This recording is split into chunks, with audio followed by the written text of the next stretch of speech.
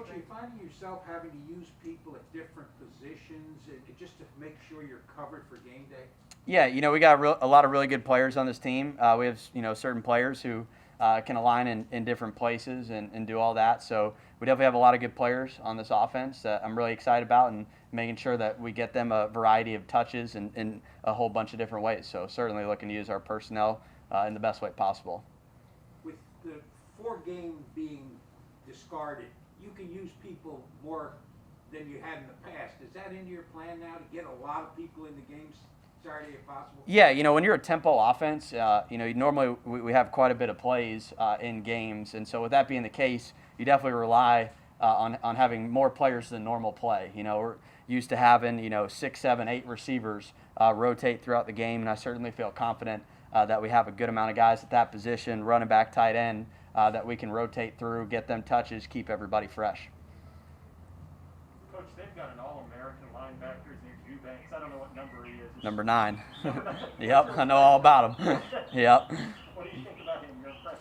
Yeah, Eubanks is a great player. I think they've got a couple of really good players. Him and number 49, Marquise, is a really, really good player.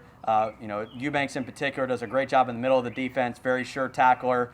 You can tell he's very smart, very savvy, really good play recognition, doing some different things with that. And, he's being a great run stopper, and he can move in space. So he's a really good player. He's somebody that we really have to keep an eye out for and make sure we're aware of every single play.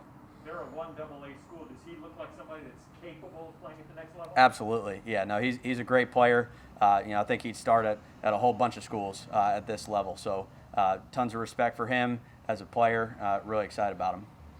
Coach, you ready to hit somebody with a different color jersey on? It'll definitely be good. I feel like it's been a while. Obviously first time here at South Florida doing it, but been since about December since played somebody other than going against Coach Spencer's defense every day. So definitely looking forward to the opportunity. I think it'll be really fun. Coach, the fact that we're only playing 4 games this season, do you expect them to throw caution out the wind and just go all out for 60 minutes?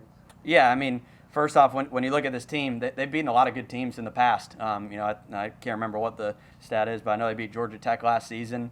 So it's definitely not somebody you take lightly. They're a really good football team. They're going to give us their best shot. You can tell watching this defense play on tape that they play extremely hard.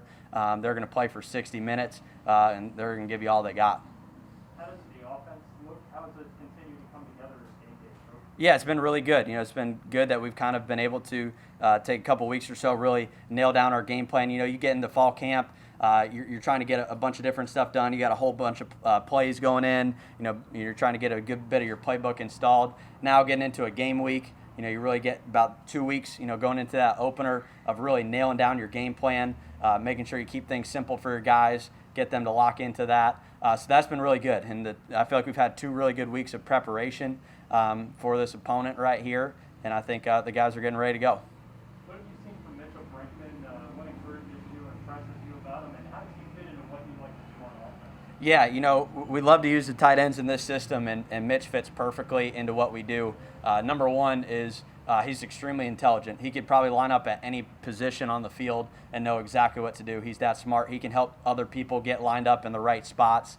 He can call things out right away, great recognition, all of those things. And then he's a great run blocker. He's extremely powerful. He can dig out a defensive end. And then in the passing game, he's extremely sure-handed. He's going to make catches with people on him. And he's a big physical guy, too. He's heavy. So when he catches balls across the middle, he's going to bounce off some tacklers and make some plays. So very excited about Mitch and what he brings. Great leader as well. Charlie, do you employ 2 tight ends at any point? Absolutely, yeah. We got a bunch of tight ends that I like. So, I think it's really important that you're multiple in your personnels. Obviously we're more of an 11 personnel team than anything, but having a 12 personnel package is really important. Something we've done in the past and something Clemson's done in the past as well, to use that at times, and I think that'll be a strong possibility. Coach, watching BYU and Navy the other night, the coach is just yelling into the quarterback. There's no sound. Yeah. Is that hard to get used to at your end? I think we'll see, when we get in Ray J this Saturday, exactly what it's like. I'm in the box, so, for me, I won't be out there yelling at the quarterback, but maybe some other people will be. It'll definitely be unique. It's never been done, it's having a season like this. So there's going to be new things that we experience, and we just got to be able to adjust and go with the flow with it.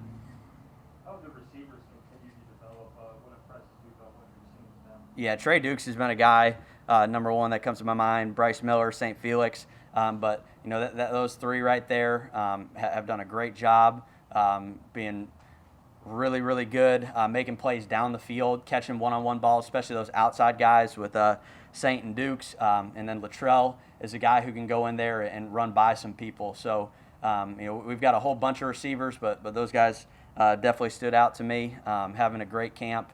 They've really progressed, making sure they catch the ball and making those plays down the field. We asked them to do that. How about the running game, Charlie? Are you pleased where that is right now, a couple days before you take the field? Yeah, I really like our O-line unit. I think they've done a great job throughout all of fall camp, doing a good job of running the football. It's something that we're going to pride ourselves in.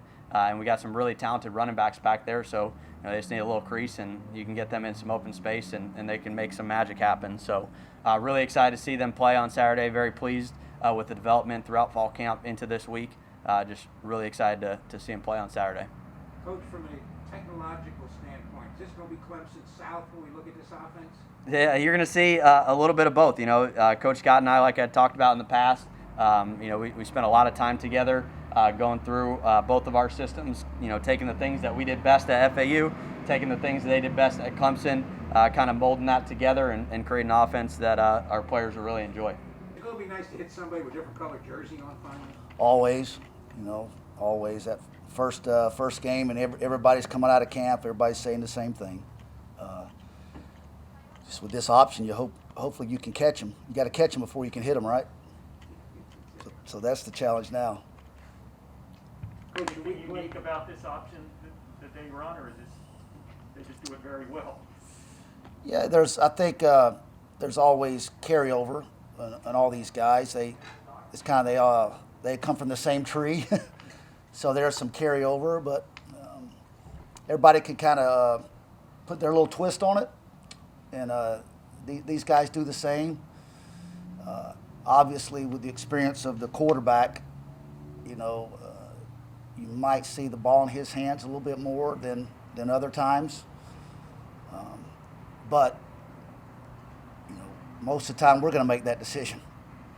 They've got 3 different plays within every play. So, but he's just so excellent in reading that and operating it that's the biggest problem. Evidently, he can throw a little bit too. And usually their throwing game is not elaborate. Usually it's off of play action, trying to get somebody sucked up, and it's all about eye discipline and eye violations, and they've got smart coaches on the sideline in the box that are looking at where your eyes are at. So they'll have an answer if you're not where you need to be.